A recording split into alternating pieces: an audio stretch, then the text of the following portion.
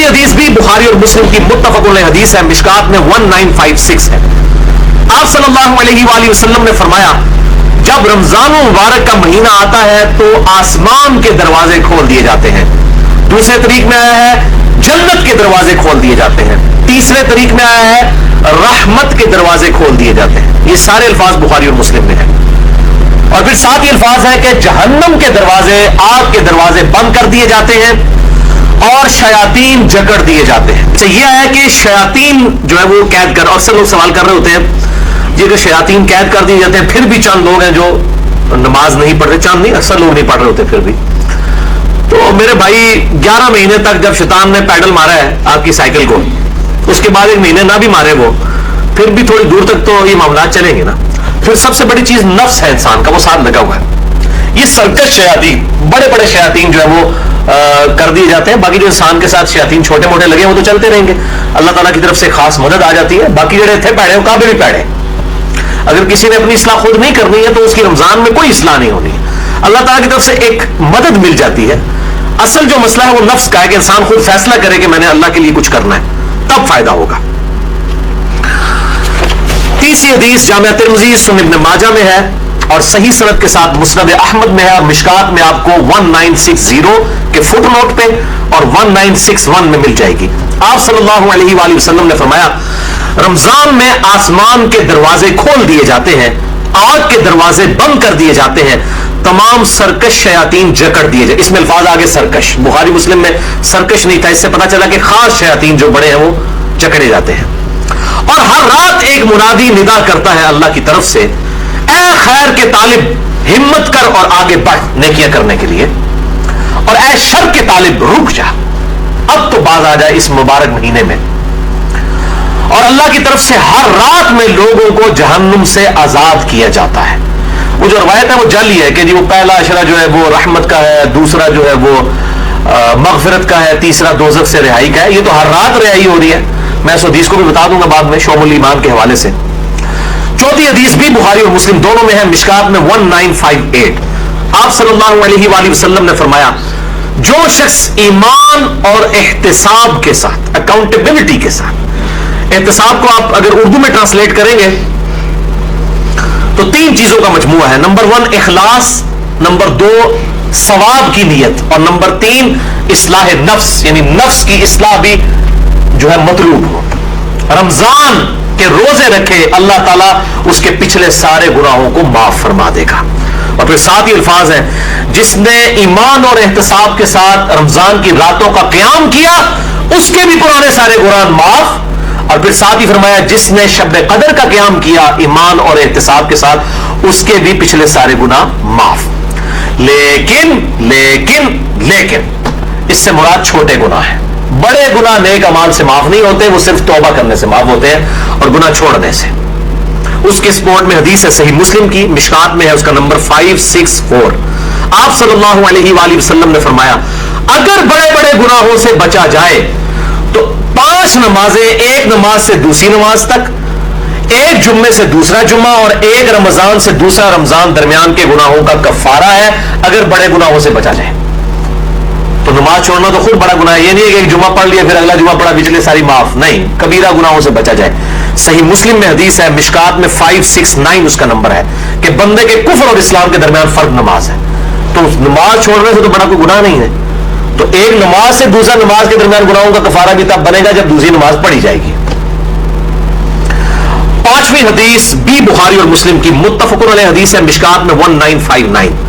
آپ صلی اللہ علیہ وسلم نے فرمایا رمضان مبارک میں ہر نیک عمل 10 سے 700 گنا تک بڑھا دیا جاتا ہے. اس لیے ہم کوشش کرتے ہیں کہ زکوٰۃ رمضان کے مہینے میں دیں تاکہ زیادہ ثواب ملے. اور پھر زکوٰۃ ہوتی بھی لیونر ایئرز کے اعتبار سے, وہ سولر ایئرز کے اعتبار سے نہیں دینی ہوتی ہے, چاند کے مہینوں کے اعتبار سے دینی ہوتی ہے. تو وہ آسان ہو جاتا ہے حساب رکھنا. ویسے آپ ایک رمضان میں نکال لیں اور پھر پورا سال دیتے رہے, اگلے سال کی بھی پیشگی نکالی جا سکتی ہے. زکوٰۃ میں میں نے ڈیٹیل سے لیکچر مسئلہ نمبر 95A اور B دے دیا, جسے شوق ہو تو وہ دیکھیں. اور ساتھ ہی الفاظ ہیں بخاری و مسلم کے, اللہ تعالیٰ فرماتا ہے بے شک روزہ خاص میرے لیے ہے اور میں ہی اس کی جزا دوں گا. باقی نیکیوں کا تو پتہ چل جاتا ہے, روزہ انسان اور اس کے رب کے درمیان ایک راز ہے. اگر کسی شخص نے خود نہیں بتایا تو وہ چھپ کر کھا پی لے تو پتہ نہیں چلے گا. تو اللہ تعالیٰ فرمایا یہ میرے اور میرے بندے کے درمیان چونکہ خاص عبادت ہے, خاص میرے لیے ہے, میں اس کی جزا دوں گا. اور پھر 7 الفاظ ہیں, میرا بندہ اپنی خواہش اور کھانے کو میری وجہ سے ترک کرتا ہے. روزہ دار کے لیے 2 خوشیاں ہیں, پہلی خوشی افطار کے وقت اور دوسری خوشی اس وقت جب وہ اپنے رب سے ملاقات کرے گا انشاءاللہ. اور پھر 7 الفاظ ہیں, روزہ دار کی منہ کی بو اللہ تعالیٰ کو کستوری کی خوشبو سے بھی بڑھ کر عزیز ہے. پھر 7 الفاظ ہیں, روزہ ڈھال ہے, یعنی ایک ڈھال ہے گناہوں سے بچنے کی. جب تمہارا روزہ ہو تو فحش گوئی اور گناہوں سے اجتناب کرو. اگر روزے کی حالت میں کوئی تم سے جھگڑا کرے تو اس سے کہہ دو کہ میں روزے کی حالت میں ہوں. اللہ تو ڈر, میرا بھی روزہ ہے, تیرا بھی روزہ ہے یار, جان چھٹ. یعنی بجائے یہ کہ ترکی بترکی جواب دیا جائے, لڑائی کی جائے روزے کی حالت میں. ویسے روزے کی حالت میں انسان کی حالت بھی ایسی ہوتی ہے کہ انسان کہتا ہے یار کو نیڑے نہ ہی لگے, متھے نہ ہی لگے. حضور عصر سے مغرب پہ جو وقت ہے اس وقت بڑا مشکل ہوتا ہے, انسان کو گفتگو کرنے کو بھی دل نہیں کرتا, اسی لیے تقویٰ بھی حاصل ہوتا ہے, شہوت بھی ٹھنڈی ہوتی ہے, ہر چیز ٹھنڈی ہو جاتی ہے. ظاہر جب انسان روزہ رکھتا ہے تو روزہ ڈھال ہے. جب تمہارا روزہ ہو تو فحش گوئی مت کرو, گناہوں سے بچو, اور جب کوئی جھگڑا کرنے لگے اس سے کہہ دو کہ میرا روزہ ہے. 6 حدیث سنن نسائی اور مسند احمد میں ہے, مشکات میں 1962. آپ صلی اللہ علیہ وآلہ وسلم نے فرمایا, تمہارے پاس رمضان مبارک کا مہینہ آیا ہے, اللہ نے اس کے روزے تم پر فرض کیے ہیں. اس میں آسمان کے دروازے یعنی جنت کے دروازے کھول دیے جاتے ہیں, جہنم کے دروازے بند کر دیے جاتے ہیں. جنت کے 8 دروازے ہیں اور دوزخ کے 7, اور سرکش شیاطین جکڑ دیے جاتے ہیں. اس ماہ میں ایک رات ایسی ہے جو 1000 مہینوں سے افضل ہے, کہ ہم پچھلی دفعہ مسئلہ نمبر نیو 44 میں ڈسکس کر چکے. جو شخص اس کی خیر اور بھلائی سے محروم ہو گیا واقعی ہر بھلائی سے محروم ہو گیا. اور میں نے شب قدر کو پانے کا آسان طریقہ بتایا تھا, وہ جسے شوق ہو تو وہ لیکچر دیکھ سکتا ہے. اچھا, اسی کانٹیکسٹ میں ایک مشہور حدیث ہے جو اکثر ڈاکٹر اسحاق صاحب بھی بیان کرتے تھے, لیکن وہ سخت ضعیف روایت ہے. اس میں کافی الفاظ تو باقی احادیث بخاری مسلم میں اور اس میں بھی موجود ہے, لیکن کچھ الفاظ جو ہے اس کے ضعیف ہیں. وہ شعب الایمان امام بیہقی کی کتاب سے ہے, اور مشکات میں 1965 نمبر ہے, کہ آپ صلی اللہ علیہ وسلم نے شعبان کی آخری رات میں صحابہ سے خطاب کیا کہ اب رمضان کا مہینہ شروع ہونے والا ہے اور یہ برکتیں ہیں. وہ ساری وہی ہیں جو ہم ڈسکس کر چکے. اس کے اینڈ پہ آتا ہے کہ اس کا پہلا عشرہ, پہلے 10 دن رحمت کے ہیں, دوسرے 10 دن جو ہے وہ مغفرت کے ہیں, اور تیسرے 10 دن جو ہے وہ دوزخ سے چھٹکارے کے ہیں. اور پھر لوگوں نے اس کے اوپر خود سے وہ دعائیں بھی ڈیوائز کر لی ہوئی ہیں. بالکل جعلی روایت ہے یہ. اور اس کے ایک طریق کے اندر علی بن زید مشہور ضعیف راوی ہے, اور دوسرے طریق میں سلیمان راوی جو ہے وہ منکر الحدیث ہے. منکر الحدیث وہ راوی ہے جس کی حدیثیں ترک کر دی جائے, یہ شدید ترین جرح ہوتی ہے. اسی طریقے سے یہ اکثر رمضان سے پہلے بھی وہ یہ میسج چل رہا ہوتا ہے کہ جس نے رمضان کے چاند دیکھنے کی خوشخبری, تو یہ وہ سب جعلی جھوٹی روایتیں ہیں, اور اس طرح کی روایتیں بالکل آگے بیان نہ کیا کریں, ان کی کوئی اصلیت نہیں ہے, اللہ سے ڈر جائے. مسئلہ نمبر 36 ہے میرا ضعیف الاسناد اور من گھڑت احادیث کے فتنے کا تحقیقی جائزہ.